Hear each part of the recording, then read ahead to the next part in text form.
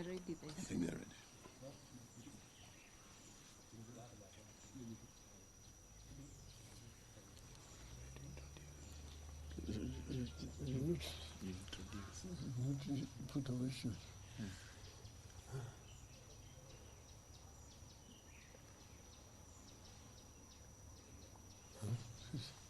The issues. I don't know why they put it, but I think you can just read it. Well, good afternoon, ladies and gentlemen. Welcome to this press conference. Your statement from Azimio Umoja One Kenya is going to be read to you by Honorable Munya. Karibu.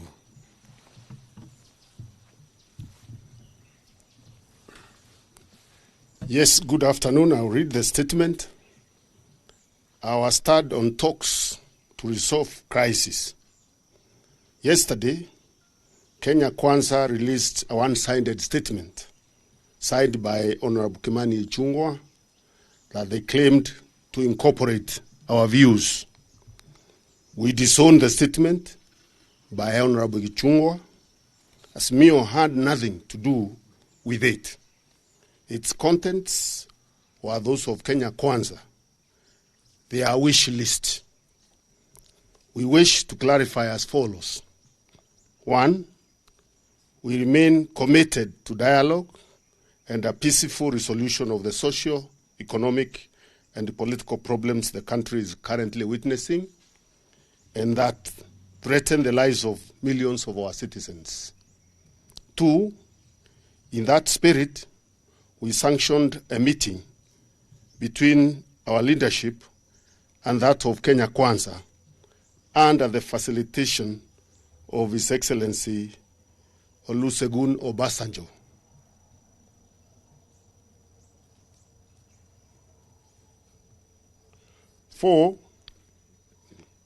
3, this initial meeting was to prepare ground for honest discussions of the issues we have been raising and those that Kenya Kwanza feels like raising.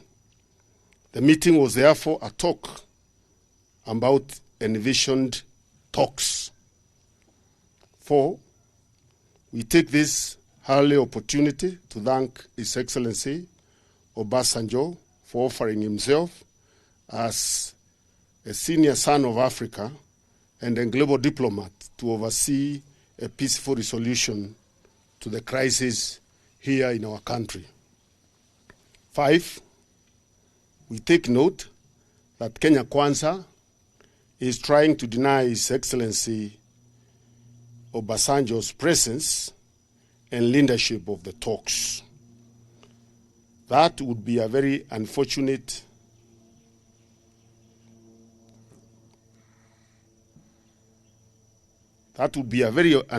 development indeed.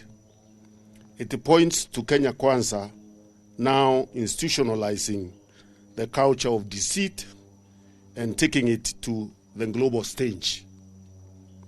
They denied the presence of President Suluhu here a few weeks ago, and now they want to deny the presence of His Excellency Obasanjo. Number 6, while we remain committed to dialogue with Kenya Kwanza for a speedy and sustainable resolution to the country's problems, our issues have not changed. Our priority for discussion is the escalating cost of living, which has only got worse with the lifting of the conservatory order on the 2023 Finance Act last week. We want to see actions by the regime that will lead to the immediate lowering of cost of living. It is our position that this issue does not require any discussion, but policy or action by the Kenya Kwanza government. But since they won't do it, lowering the cost of living has to be part of the talks. Negotiations must therefore include the repeal of the oppressive, cruel, and insensitive Finance Act 2023. Under Article 43, it is the responsibility of the state to guarantee access to basic needs such as food, education, water, health, etc. 9, negotiations must include the issue of inclusivity. Kenya Kwanza must be made to disown and disavow the illegal, unconstitutional, and divisive efforts to turn Kenya into a private company that hires only those who voted for Kenya Kwanza. We remind Kenya Kwanza that the declaration by Rigathi Gachagua that Kenya is a private company, which has never been disowned by Mr. William Ruto, isolates, marginalizes, and treats several communities and regions in Kenya as second-class citizens. It has revived the question of a credible solution of the right to self-determination. 10, audit of 2022 elections and the bipartisan reconstitution of IEBC and respect for the autonomy and independence of political parties must be part of the talks. 11, in light of what has transpired these past days, we will bring to the table the issue of accountability and responsibility for the brutality and abuse of human rights of protesters.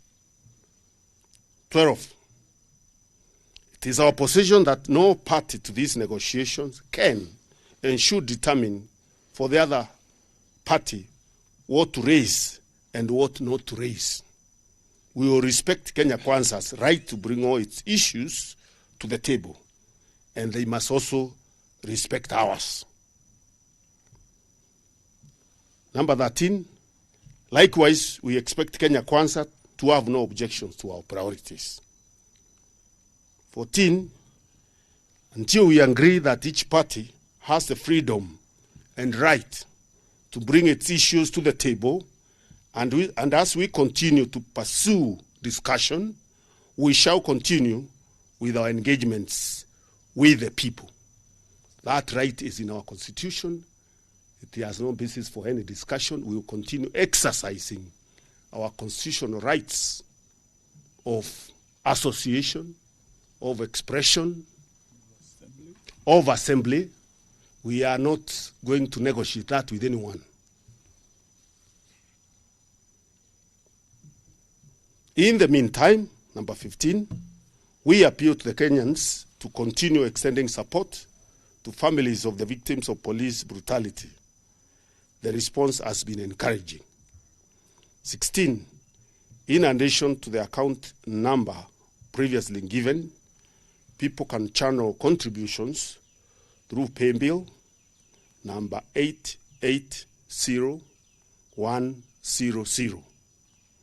Account number 4488460011 for Kenya shillings and 4488460027 for US dollars. Account name, Citizens Emergency Fund. Thank you very much. Questions? Manato.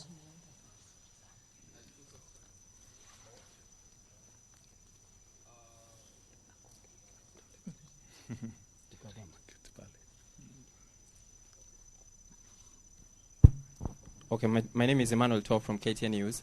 2 questions. Has the Azimio team met President William Ruto? Because he has hinted on that.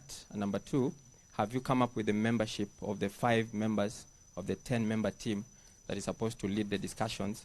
And lastly, what happens to the bipartisan team of the 14 members now that we have another team in place?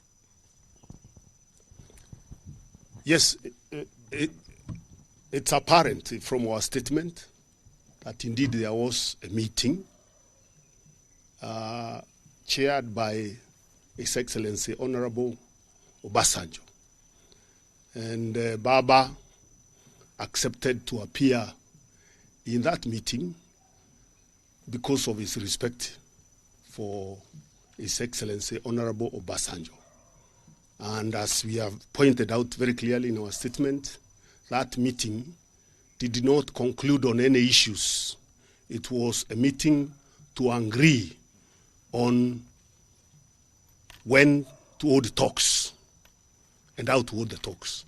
So there were no issues canvassed there and agreed. So it is totally unacceptable and misleading to the public for Kenya Kwanza to start releasing its own statements purporting to be Azimio la Umoja issues. We have made it clear what our issues are here, and once a discussion is made within Azimio and our team is picked, then those are the issues that will be tabled for discussion in that committee. The 5 members, you have it? We are still discussing, and we will soon announce the names of those members.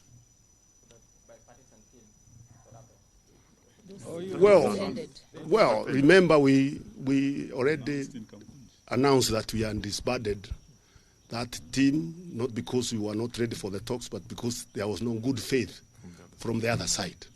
So we moved to another level. These things are always developing and evolving as the situation also evolves.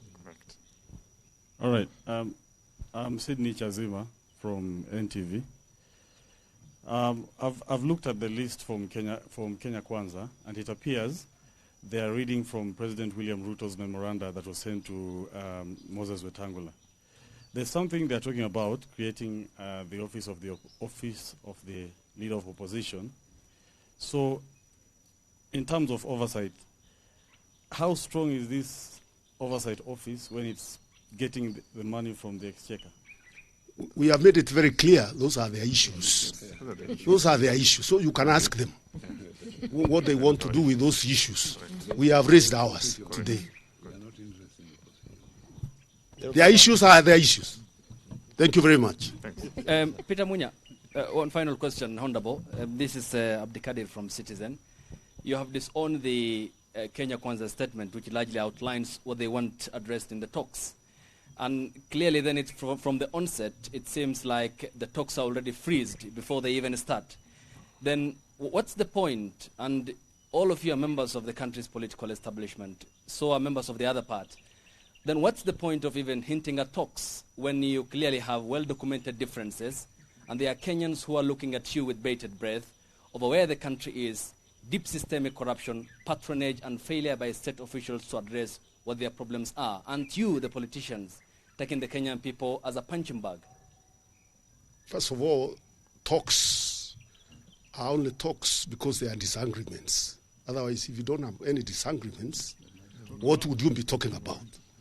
So clearly there are fundamental disagreements that need to be ironed out between us and Kenya Kwanza. And the difference between our issues and theirs is the issues are affecting the people, and especially the issue of the cost of living that is escalating every day is the bottom line. That is the starting point.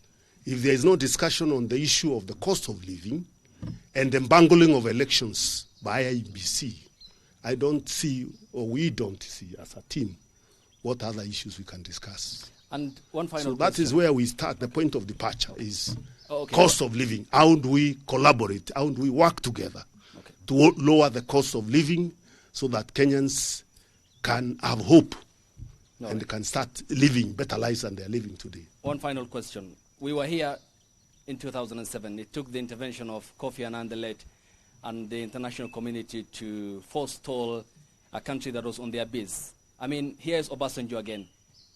Why do we need a foreign intervention or from another entity, yet we have provisions in and one of the most elaborate constitutional frameworks to address our problems. Isn't this not, I mean, an egg on the face of the country's political establishment for lacking commitment to address political stability issue after every electoral cycle? Why do we need Obasanjo? Why? Impunity by the regime. I think you understand the problem is a trust deficit that has been shown by the Kenya Kwanza government, that when you discuss something, the next day the goalpost keeps moving. So you require a respected outsider who can be able to give some guarantee in terms of what was said and what was discussed, because you can see some party that is wants to keep manipulating the process. And I don't think there is any problem with our constitution. Our constitution does not outlaw involvement of mediators in discussions. So I don't get where you are getting that idea that because we have a constitution that has been there for a long time, mediators are not required in a dialogue process where there is a fundamental disagreement between parties in a country. We are solving civil wars elsewhere. We are not, and discussion, a meeting is not a civil war. Why not address small issues like what you have raised? These issues are heavy, where citizens' rights are being trampled on and the citizens are being killed, brutalized by police forces that we pay for, cannot be small issues. With a lot of respect to you.